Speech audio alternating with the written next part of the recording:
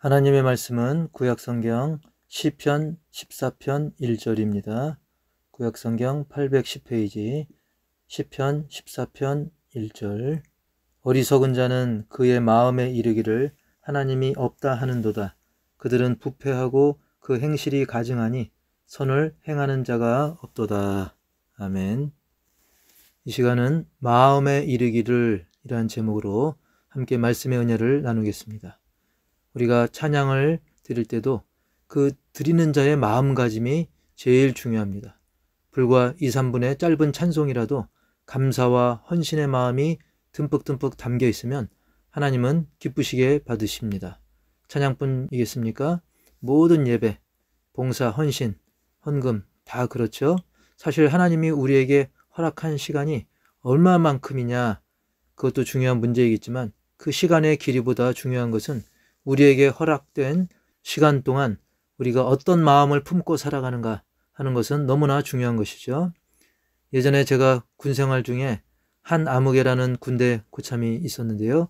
하루는 자기 쫄병 시대 이야기를 하시더라고요.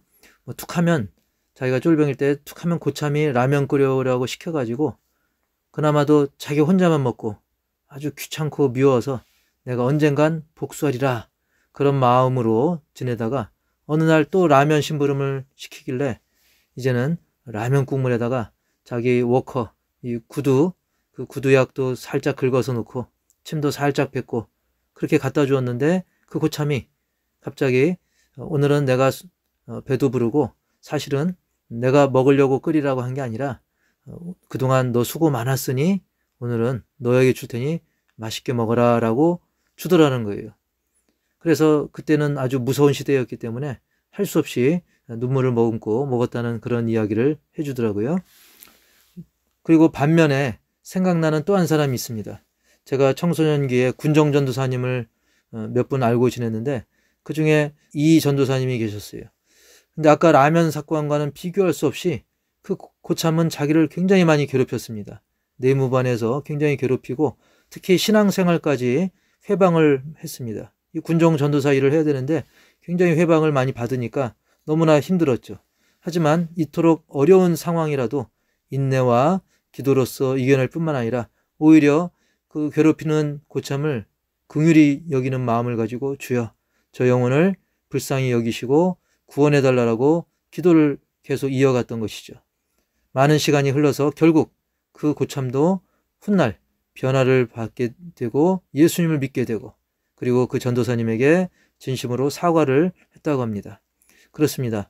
현재 상황을 우리가 피하고 어떤 그냥 쉬운 길 찾기보다는 적극적으로 기도하면서 선을 행하면 내 심령을 아시는, 내 마음 깊은 것까지 아시는 하나님께서 내 마음을 주장하여 주실 뿐만 아니라 상대방의 마음까지도 움직여 주시는 것입니다. 할렐루야. 우리는 이렇게 하나님은 살아계신다. 하나님은 내 삶에 개입하시고 역사하심을 믿고 하나님의 뜻대로 살기를 원하는 것. 그것이 바로 신자의 삶이죠. 그런데 세상에는 여전히 많은 사람들이 하나님은 없다 라고 그 마음에 하나님의 존재를 부정하고 그것을 표현하는 사람들이 있다는 것이죠. 오늘 본문 시편 14편 1절에도 어리석은 자는 그의 마음에 이르기를 하나님이 없다 하는도다. 그들은 부패하고 그 행실이 가증하니 선을 행하는 자가 없도다 라고 말씀합니다. 특히 하나님을 부정하는 그런 사람들의 주장을 여러 가지 측면으로 살펴보면 그들은 창조주가 없다라고 주장합니다. 즉, 이 세상은 하나님이 창조한 것이 아니라 그냥 처음부터 그냥 존재했다는 것이죠. 어떤 이런저런 이유를, 근거를 제시하는 것 같지만 결국은 처음에 뭔가가 그냥 존재했다는 거예요.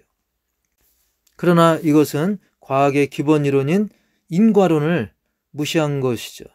사실 모든 결과에는 그 결과에 대한 원인이 반드시 존재한다는 이 인과론이 과학의 기본인데, 과학뿐만 아니라 많은 학문의 기본인데, 근데 처음부터 그냥 존재했다는 것은 과학의 기본 법칙조차 무시하는 행위죠. 우리는 집을 보면서 어떤 생각을 합니까? 야, 이거 누가 지었을까? 참 잘 지었다. 뭐 아니다. 어쨌든 우리는 공통적으로 집을 보면 분명 그 지은 사람이 있다라고 믿어 의심치 않습니다. 그런데 이 집과는 비교가 안 되는 이렇게 큰 집과 같은, 사실 우주라 그러죠. 이 우주도 알고 보면 지부, 집주, 한자로 집이란 뜻인데요. 이런 아주 대형 집으로 비유되는 이 우주가 어찌 그냥 뚝딱 생길 수가 있겠습니까? 그리고 아주 작은 세포 하나도 확률적으로 보면 그냥 생길 확률은 상자에다가 시계 부품을 분해해 가지고 거기에 넣어놓고 막 흔들어 가지고 어쩌다 척 하고 맞춰질 그런 확률보다 훨씬 적은 것입니다. 이렇게 실제로 자연 속에서도 우연히 세포 하나가 생기려면 그것은 거의 불가능하고 된다 할지라도 어마어마한 시간이 걸립니다. 하지만 사람의 몸속에서는 이 세포 하나가 단 몇 초 만에 뚝딱 만들어진다는 것이죠. 이게 하나님의 놀라운 솜씨인 것입니다. 그리고 세포 하나도 현미경으로 확대해서 보면 아주 그 미세한 세포 하나도 아주 복잡한 구조를 이루고 있고 그것에도 아주 작은 우주처럼 질서가 있다는 사실을 보면서 역시 이 모든 것이 하나님의 창조를 증거하고 있다는 거예요. 그리고 우리가 거미가 줄치는 거 보세요. 또 벌이 그 집을 질 때, 벌집을 질 때도 보면 아주 육각형으로 규칙적으로 짓잖아요. 이것이 우연히 그냥 된 것이 아니라 하나님의 놀라운 창조의 손길이 있다는 것이죠. 그리고 지나간 역사를 돌이켜보면 무신론자들의 주장 중에 그런 것이 있어요. 왜 우리가 6일이라고 하루 쉬어야 되나? 9일이라고 하루 쉬면 되는 거 아닌가? 즉 그들은 6일 창조론에 입각한 일주일 7일을 부정하는 겁니다. 여러분 일주일이 며칠입니까? 7일이죠. 우리 너무나 당연하게 생각합니다. 그리고 지금은 불신 영혼들도 5일에서 6일이라고 하루나 이틀 쉬는 그런 7일 주기로 삽니다. 이것은 어디에 기원이 있냐면 성경에 기록된 것처럼 하나님께서 6일간 창조하시고 하루를 쉬도록 하면서 만들어진 법칙이죠. 사람을 위해 그렇게 만들었습니다. 지금도 대부분의 나라가 이를 지키고 심지어 불교 국가, 사이비 종교 믿는 그런 나라들도 그렇게 합니다. 그런데 한때 프랑스 대혁명 이후에 무신론자들이 막 권력을 잡으면서 하나님 신앙에서 나온 7일 주기를 우리가 꼭 따를 필요가 없다. 그것은 생산성이 떨어진다. 그러면서 과감하게 열흘 주기로 바꿉니다. 일주일을 열흘로 바꾸는 거죠. 그러면 계산해보면 1년에 약 16일 정도를 더 일할 수 있습니다. 그렇게 되면 생산성도 더 높아질 것이다 라고 그들은 장담했는데 그 결과는 어떻게 됐을까요? 계산과는 달리 이것은 하나님의 창조 섭리를 거스르기 때문에 오히려 사람들의 생산성이 떨어져 가지고 결국 다시 7일로 돌아오고 말았던 것입니다. 그리고 또한 그들은 창조주 하나님 없이도 지상천국이 가능하다라고 주장합니다. 굳이 하나님 안 믿어도 질서 잘 지키고 다른 사람 해롭게 안 하고 그러면 우리가 지상천국을 누릴 수 있다. 인간의 노력으로 가능하다. 멋진 세상 할 수 있다. 그러나 실상은 어떻습니까? 많은 노력, 학문, 과학, 지식, 경험 그런 것으로 지상천국을 만들려고 해보지만 세상은 여전히 인간의 그 한계 속에 갇혀가지고 죄악과 혼동 속에 깊은 나락으로 떨어지고 있는 것입니다. 그나마 참된 신앙인들이 더 멸망당할 것을 그나마 방지해주고 있는 것을 우리가 볼 수가 있습니다. 자, 게다가 이런 주장도 합니다. 심지어는 무식한 사람들이나 하나님 믿는다. 대개 예수쟁이들은 못 배운 사람들이야. 그러나 실제로 살펴보면 그렇지 않습니다. 지금도 우주로 비행체를 쏘아 올리는 세계의 석학들이 모여서 연구하는 미항공우주국, 영어로 NASA, 나사라고 하죠. 그 직원의 대부분이 하나님의 존재를 인정하고 있어요. 그리고 세계적으로 유명한 타임즈라는 잡지가 있는데 거기서 세계 역사를 움직인 50인의 명단을 발표했는데 그 중에 대부분이 기독교인인 것입니다. 그리고 그 과학자들, 뛰어난 과학자들 중에 보면 뉴턴이라는 아주 천재 과학자가 있어요. 만유인력의 법칙, 사과가 떨어지는 걸 보면서 만유인력의 법칙을 발견한 사람이죠. 그 사람은 성경만큼 확실한 진리는 없다라고 말했습니다. 그리고 뉴턴보다도 더 머리가 좋다라고 하는 그 위대한 학자 파스칼 역시 하나님을 잘 섬기고 하나님 뜻대로 살고자 애쓴 사람입니다. 그리고 천재 시인 괴테도 성경을 가장 귀한 책으로 여겼습니다. 그리고 제가 이제 철학과 출신인데 철학과 교수님들도 보면 상당수가 또 하나님을 믿으시더라고요. 자, 어쨌든 우리는 하나님의 말씀으로 배우고 확신한 일에 거할 때 인생의 바른 진로를 걷게 되기 때문에 어떤 지식과 지능에 상관없이 복된 길을 걷고 있다는 사실을 깊이 새기시기 바랍니다. 그리고 객관적으로 봐도 꼭 지식이 많고 적고를 떠나서 하나님 믿는 것 자체가 그것이 뛰어난 선택이라는 거예요. 왜냐하면 우리 안에 진리이신 예수님이 계시기 때문이죠. 무식한 사람들이나 하나님 믿는다? 그게 아니라 유식하든 무식하든 하나님을 믿으면 진리 안에 거하기 때문에 그 사람이 진정으로 잘하는 사람이고 훌륭한 사람이라는 거죠. 자, 그렇다고 한다면 과연 오늘 본문 그 내용처럼 마음에 이르기를 하나님이 없다라고 하는 진정한 뜻이 무엇인가 살펴보기 원하는데요. 자, 마음에 이르기를 하나님이 없다라고 이야기한다고 했습니다. 그런데 그냥 하나님이 없다가 아니라 그의 마음에 이르기를 이라고 합니다. 그렇다면 마음에 이른다는 건 뭘까요? 이 마음에 이른다는 것은 우선 속으로 말하는 거예요. 마음속으로 말하는 겁니다. 속으로 하나님은 없어 라고 얘기하는 겁니다. 이것은 진리조차 스스로 부정하는 그릇된 자기 암시라고 이야기할 수 있습니다. 한마디로 합리화하는 것이죠. 로마서 1장 19절과 20절을 보면 이는 하나님을 알만한 것이 그들 속에 보임이라 하나님께서 이를 그들에게 보이셨느니라 창세로부터 그의 보이지 아니하는 것들 곧 그의 영원하신 능력과 신성이 그가 만드신 만물에 분명히 보여 알려졌나니 그러므로 그들이 핑계하지 못할지니라. 아멘. 자, 이렇게 자연도 하나님의 존재를 비춰줄 뿐만 아니라 원래 인간의 본성에 하나님을 알만한 것이 보인다라고 성경은 증거하고 있습니다. 즉 우리 인간의 양심에 따라서도 그렇고요. 또 자연을 보면서도 그렇고요. 우리는 하나님이 이 땅을 창조하셨구나. 온 세계를 창조하셨구나. 하나님이 계시구나. 이것을 알도록 만들었던 거예요. 그렇게 설계한 것이죠. 그럼에도 불구하고 죄악으로 인해 부패된 심령들은 자꾸 마음속으로 하나님은 없어. 하나님은 안 계셔. 라고 자꾸 되뇌이는 겁니다. 자기 암시를 하는 것이죠. 핑계대고 속이는 것입니다. 왜 그렇습니까? 사람들은 진리를 따르는 것도 중요하지만 그것보다 자기 욕심, 자기 편한 것, 그것을 원하는 경향이 있다는 거죠. 거기에 치우쳐서 모든 상황을 그저 자기 편한 쪽으로 합리화시키는 그런 경향이 있는데 이것을 사탄이 교묘하게 이용해서 사람들을 속이고 많은 이들이 거기에 넘어가는 것입니다. 그래서 어리석은 자들이 하는 마음에 이르길, 이것은 결국 그럴듯해 보이는 말로 자기 합리화를 하는 겁니다. 자기 만족으로 살려는 것이죠. 이것이 반복되다 보면 습관이 되어가지고 불신앙조차 진리처럼 여겨지는 것입니다. 이렇게 하나님을 인정하지 않는 자들 중에 대표적인 인물들이 있는데요.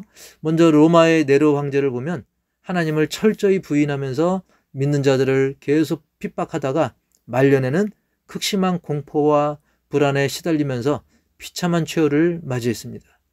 그리고 니체라고 하는 그런 철학자는 신은 죽었다라고 얘기한 아주 유명한 철학자인데요. 말년엔 그 두려움으로 정신병에 헤매면서 고통 속에 죽어갔던 것입니다. 이들은 아무리 권력이 있고 배운 게 많아도 근본적으로 하나님을 인정하지 않기 때문에 바벨탑이 한순간에 무너지듯 그들의 삶도 황폐해졌던 것입니다.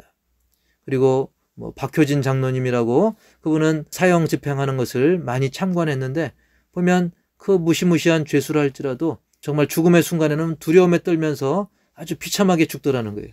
그런데 뒤늦게라도 회개하고 하나님을 믿는 사형수들은 찬송하면서 평안 중에 죽음을 맞이하더라는 것이죠. 왜냐하면 하나님이 살아 역사하심을 믿기 때문에 그것이 가능하다는 것을 간증하는 것입니다.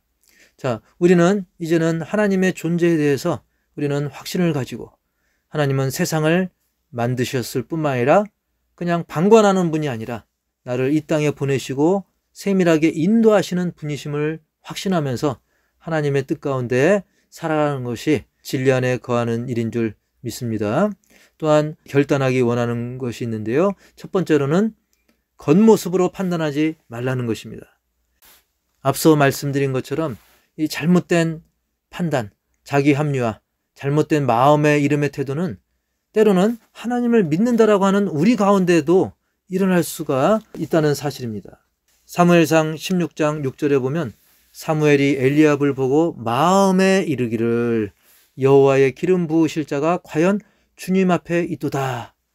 여러분, 사무엘도 외모만 보고 비록 자기가 주의 종이라고 했지만 그 엘리압의 외모만 보고 이 사람이야말로 하나님이 택한 사람이다 라고 잘못된 판단을 한 거예요. 왜 그럴까요? 사람이기 때문에 그렇습니다. 아무리 신자라도 아무리 지도자라 할지라도 우리가 겉모습 보고 잘못 판단할 수가 있다는 거예요. 그래서 우리가 신앙인이라 할지라도 마음에 이르기를 대충대충 교회 다녀도 된다. 마음에 이르기를 요번 딱 한 번만 죄 짓고 회개하자. 마음에 이르기를 하나님이 계시다면 왜 이런 일이 나한테 일어나는가? 마음에 이르기를 난 안 되나 봐. 나는 은사가 부족해. 자, 이렇게 섣부른 자기 판단으로 잘못된 마음에 이르기를 이런 것을 우리도 범할 수가 있다는 것이죠. 고로 우리는 어떤 잘못된 자기중심으로 또는 보이는 대로 판단하고 해석하는 그릇된 자기암시에서 벗어나가지고 이제는 말씀과 성령으로 보는, 즉 말씀암시, 성경암시, 기도암시로 바꿔야 되는 것입니다. 전에는 이기적인 생각으로 그리고 보이는 대로 잘못된 자기암시였다고 한다면, 잘못된 마음에 이르기를 했다고 한다면 이제는 말씀과 성령 안에서 바른 판단, 바른 결단을 해야 된다는 거예요. 그래서 두 번째는 바른 결단으로 마음에 이르자는 것입니다. 말씀과 성령으로 인해 좋은 생각, 좋은 판단이 넘쳐나길 바랍니다. 역대하 31장 21절에 보면 유다왕 히스기야의 그런 모습을 보여주고 있는데요. 그가 행하는 모든 일, 곧 하나님의 전에 수종드는 일에나 율법에나 계명에나 그의 하나님을 찾고 한 마음으로 행하여 형통하였더라. 아멘. 즉 히스기야 왕은 그가 행하는 모든 일 가운데 그의 하나님을 찾았다 그랬어요. 하나님을 추구하는 삶, 하나님의 목적을 두는 삶을 살면서 한 마음으로, 전심으로 그가 행할 때, 실천할 때 그가 형통한 삶을 누렸다는 것입니다. 즉 하나님을 찾고 한 마음으로 행하는 바른 결단으로 마음에 이르는, 그리고 거기에 따른 삶의 모습이 그로 하여금 형통한 삶을 누리게 했다는 것이죠. 이제 2월도 거의 저물어 가는데요. 이래저래 어수선한 세상을 살면서 흐트러진 심령들을 다시 한번 말씀과 기도로, 그리고 우리 가운데 역사하시는 성령으로 우리의 심령을 추스르길 바랍니다. 그리하여 행여나 여태껏 해왔던 잘못된 습관처럼 그저 신세한탄이나 하고 불평 불만 속에 잘못된 판단이나 하는 나 좋은 대로 마음에 이르는 그런 삶이 아니라 이제는 내 마음에 주님 주시는 거룩하고 완전하신 말씀으로써 마음에 이르기를 즐겨 하심으로 우리가 구하고 생각하는 모든 곳에 더 넘치도록 부어주시는 풍성한 하나님의 은혜와 복을 충만히 받으시기를 축복합니다. 에베소서 3장 20절 읽고 마치겠습니다. 우리 가운데서 역사하시는 능력대로 우리가 구하거나 생각하는 모든 것에 더 넘치도록 능히 하실 이에게. 아멘. 그렇습니다. 우리가 구하거나 생각하는, 이 생각하는 게 중요하죠. 마음에 어떻게 이르는가, 그것이 중요합니다. 자기 합리화, 어떤 핑계 그런 것이 아니라 이제는 말씀의 생각, 은혜의 생각, 감사의 생각, 성령의 생각으로 말미암아 그것에 넘치도록 부어주시는 하나님의 놀라운 은혜와 평강을 누리기를 주의 이름으로 간절히 축원합니다. 거룩하시고 전능하신 하나님 아버지, 오늘도 믿음의 자녀로서 하나님께 예배할 수 있는 기회를 허락하여 주심을 감사드립니다. 오늘 우리에게 선포된 이 말씀을 깊이 마음에 새기고 우리의 삶의 현장에서 그대로 실천하고 주님과 더 가까이 동행하는 우리 모두가 되게 하여 주옵소서. 이제 외모로 사람을 판단하지 말게 하시고 온전한 주님의 말씀에 근거를 두고 바른 결단으로 하나님이 기뻐하시는 선한 판단을 할 수 있도록 도와주시옵소서. 성령께서 도와주시옵소서. 우리 가운데 역사하시는 능력대로 우리가 구하거나 생각하는 모든 것에 더 넘치도록 능히 하실 줄 믿습니다. 어리석은 자들이 행하는 그런 섣부른 자기 판단, 그릇된 자기 암시를 버리고 오직 하나님의 말씀대로 살아가는 우리 모두가 될 수 있도록 이끌어 주시옵소서. 그리고 이 시간 주님의 몸된 교회와 이웃들을 위해 그리고 선교지를 위해 드린 모든 예물과 헌신, 작은 수고의 땀방울까지 주님께서 기억하시고 풍성한 은혜와 열매를 더하여 주시옵소서. 오직 주님을 자랑하며 간증하는 삶이 될 수 있도록 이끌어 주시옵소서.